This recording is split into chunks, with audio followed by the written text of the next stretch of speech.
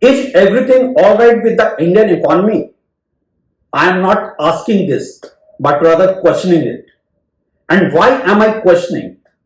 It's because I find wealth inequality widening and data of Indian economy misleading. After all, India as a country has very poor financial literacy. People don't understand basic economic indicators like difference in asset and liability or wealth concentration at the top, size of the economy and demographic distribution, and media storage of billionaires having no relevance for them, rather negative relevance for them. I am Ravi Sinha and I keep raising the issue of Indian economy not in the right direction. I keep questioning media reports that glorify wealth concentration in the hands of select rich. I question why each rich getting richer and poor getting to a level of survival only with free ration. I question a ballooning economy where an average Indian household is reeling under the dual burden of rising inflation and stagnant wage growth. I question why our national debt is at an all-time high when the GST collection is also high. Why a country like India, historically known for the saving, has all-time low gross domestic saving. Why household debt and household gold mortgage are all-time high. Am I not justified in raising such issues that concern the common Indians? But every time I question the core issues, I am reminded of how India is growing, and the arguments are based on three key determinants, three key assumptions. Number one, India is going to be a $5 trillion economy. Number two, India is going to be the third largest economy, and third, India is producing more billionaires than anywhere else in the world. Let's examine the three arguments, and anyone can see how flawed are these arguments.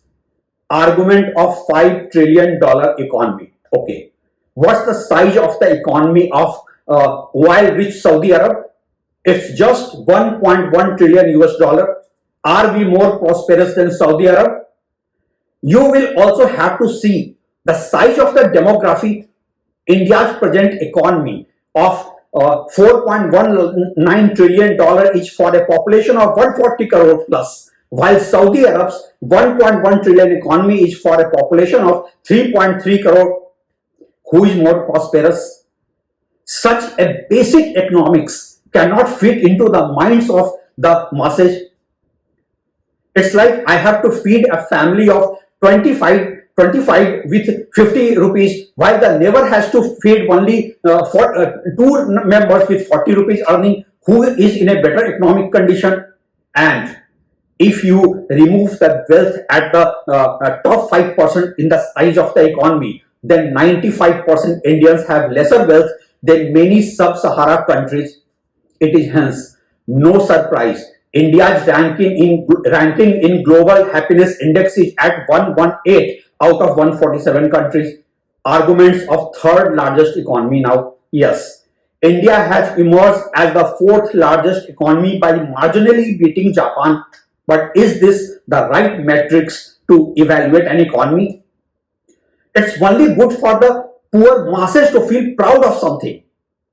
The wealth of Japan, with almost the same size of economy, is for a population of 12.5 crore and not 140 crore plus. We will soon beat Germany to emerge as the third largest economy by leaving Germany behind, that has a GDP of 4.74 trillion. But then Germany only has a population of 6.5 crore. The right metric to evaluate the strength of a given economy is GDP per capita.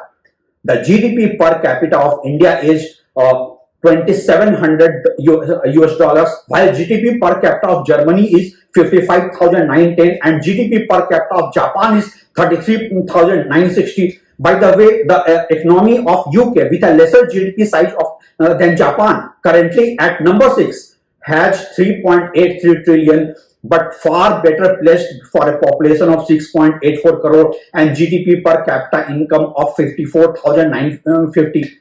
India's only parallel and comparison could be with China, that has a similar demography size and has weathered more or less similar challenges. But then China has a GDP of 19.23 trillion and GDP per capita is 13,690. Even if China's economy does not grow at the same pace as seen in the last 20 years, it will take India another 25-30 years to catch up with China. It might sound depressing, but India's ranking in GDP per capita by the IMF International Monetary Fund is as low as 141st. Arguments of billionaires in India. India is producing maximum billionaires in the world. Okay, I would rather question whether this is good news or bad news. For an economy with so high wealth inequality, is this good news? The K-shaped economy of India, where the top less than 1% is amassing wealth and the rest are struggling, is the green reality of India. And mind you, inflation is squeezing you from both ends. High cost of living and low wage growth. The rich are beneficiary of this inflation because their asset valuation is increasing with inflation. Even if someone's monthly expense rises from say 5 lakh to 10 lakh a month, he is benefited with his wealth of 50 crore turning into 100 crore.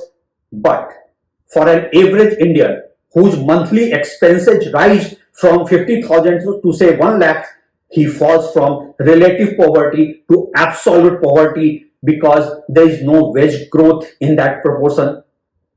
And mind you, most of these nouveaux that are flaunting their entry into billionaire club are byproducts of a startup culture, right? Are they real rich or playing a game of bubble valuation? Many of them, or rather majority of them, are rich promoters of sick companies that is bleeding the investors' money. I will make a separate video on these startups. But this much I would say here is that barring a handful of exceptions, none of these startups are into profits. My fundamental objection with these startups is that I believe business is about value creation and not valuation. A small trader of Chandni Chowk trading in commodities with a small shop and earning even a lakh a day, which does not look like from outside, is creating far greater value than these highly valued startups. These startup founders are flush with investor money, where cash burn is always greater than the business generated. Even if one has a revenue of say 50 lakhs, they are spending lavishly, with even film stars being their brand ambassadors, and end up burning 6,000 crore in a year. I will not take any name. And what happens in the end? I believe you are in the wrong business if your burn rate is higher than your revenue generated. But these startups are highly valued on the basis of future earning potential. Wow. The example of Byju's is just one such example, and debate continues whether they failed with the investors' funds or committed fraud with their overly unreasonable paper valuation.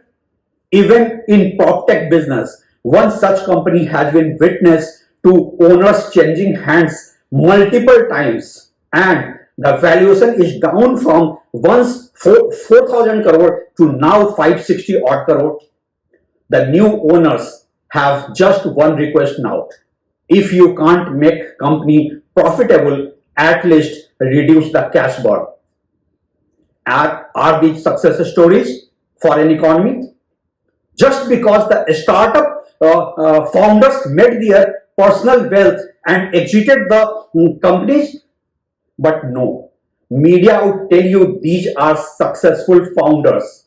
Who questions how many of these startup founders and VCs, venture capitalists funds have a common element in funding to make these startups valuable.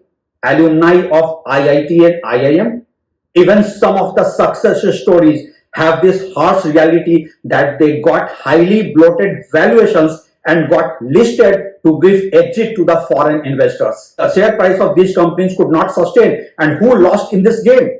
The common investors like you and me. I call it a banana republic's economy. Have Indian startups made a single product that is world class like Google, Amazon, or Facebook? Or they are just creating a gig economy of jobless youths? The Prime Minister Narendra Modi applauds the startup ecosystem in the country, while his own minister Piyush Goyal questions these startups for what he calls selling ice cream. I am not sure who is right and who is showing the reality of these startups to the common man. Now someone will be miffed up and say that India is selling houses for more than 100 crores per apartment. Is that the real indicator of Indian economy? Do those buyers represent the true reality of Indians at large? Is not it a fact that the share of affordable houses have gone down from 40% to now just 18%? Those apartments are only for India 0.001%, and there is an underlying guarantee that your profile is the right fit for the neighborhood. A well-guarded neighborhood that offers you potential of networking for future growth, along with a safe place to park your money. That is not real estate buying selling business. Tomorrow, if you get 100 crore, the same developer may not sell you his apartment, as your overall profile is misfit for that private neighborhood. As per media reports, one Mumbai developer refused to sell a couple of apartments in his ultra luxury project as he was not getting the buyer with the right profile. Wake up and smell the coffee, my friends. Indians should not get defensive when a hard reality about lack of prosperity and misleading economic growth is questioned. Remember, the UNICEF said in 1982 that malnutrition is a challenge for China. Chinese policymakers did not say it's an international conspiracy to slow down China. They rather took it as a challenge. China sent a study delegation to many countries, including, hold your breath, India. Why India? To learn something about green revolution. Did that make China a loser? No. A loser is one who does not acknowledge a problem. China did a turnaround, and so can India. But for that, accept the flaw in the Indian economy first. Will Indian leaders, pedestalized by the media and masses, do so? Well, the least said is the best. I rest my case. Thanks for watching.